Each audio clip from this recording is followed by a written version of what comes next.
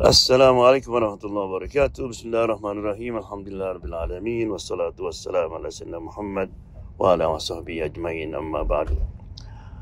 Para pendengar radio Rasil yang saya cintai, jadi dulu ada seorang nelayan. Dia lagi di pantai menunggu matahari terbit untuk bekerja. Kemudian tangannya rupanya dia meraba ada semacam kantong gitu. Setelah diraba ternyata itu batu. Nah, iseng dia nunggu matahari terbit, dilemparkan batu itu ke laut. Nah, suara batu itu itu menarik dia. Wow. Akhirnya terus dilempar satu, terus sampai batu terakhir matahari terbit. Ternyata itu mutiara. What? Saya lemparkan mutiara begitu saja.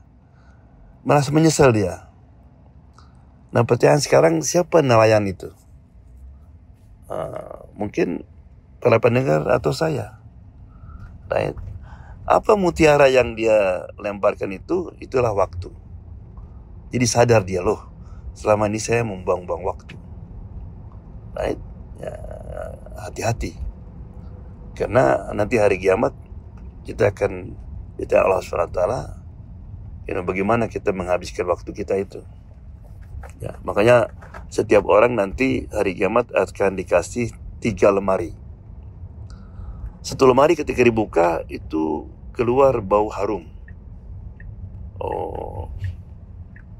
Itu lemari artinya waktu yang diisi untuk beramal soleh, amal yang baik. Lemari yang kedua ketika dibuka itu berbau busuk. Loh, nah itulah waktu-waktu yang kita gunakan untuk berdosa. Ngomongin orang, nyakiti orang, ya, korupsi, menipu dan sebagainya.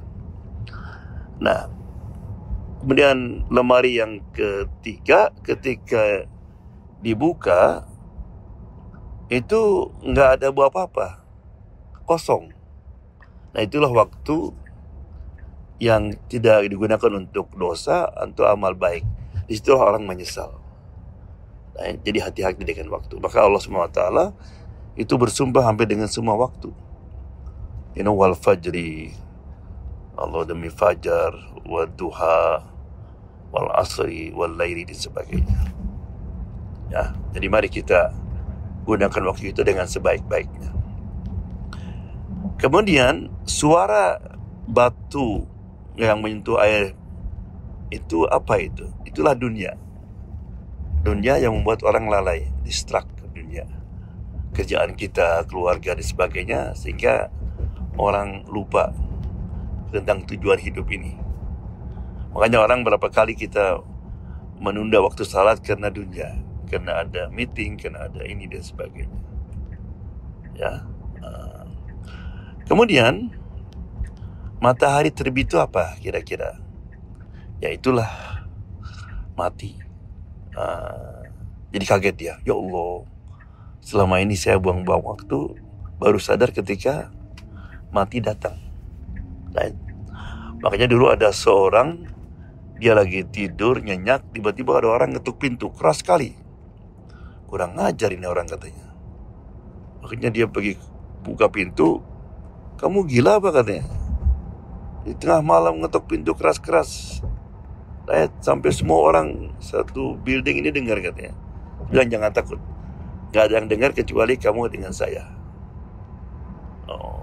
Siapa kamu? Dibilang saya Malakul Maut, malaikat Israel. Dan saya akan mengambil kamu. Sebentar. Saya tadi belum ucapkan terima kasih kepada istri saya. Dia masakan enak tadi. Dibilang kata malaikat gak ada waktu. Tadi saya pulang lambat. Saya nggak ada waktu untuk main-main dengan anak. Nggak ada waktu. Dia mau lari, ya saya nggak mau pergi. Akhirnya dia bangun. Rupanya dia mimpi. Mimpi ketemu Malakul Maut. Dia lihat kepada istrinya, alhamdulillah, anaknya alhamdulillah. Akhirnya dia wudu, salat tahajud dia. Paginya nggak pernah ke masjid, dia ke masjid. Pulang langsung dia telepon ibu bapaknya. Kemudian dia masak sarapan untuk istrinya dan anak-anaknya. Jadi berubah dia. Dengan mimpi ketemu malaikat al-maut. Makanya kita kalau ada ingin ngomong sesuatu kepada istri kita untuk minta maaf, segerakan sekarang. Sebelum datang malakul maut, sudah nggak ada waktu lagi. Ya. Jadi itulah para pendengar sekalian, perlunya kita menjaga waktu, jangan sampai kita menyesal seperti orang membuang-buang mutiara tadi. Ya. Yang mudah-mudahan ada manfaatnya. Wabillahi taufiq wal hidayah. Wassalamualaikum warahmatullahi wabarakatuh.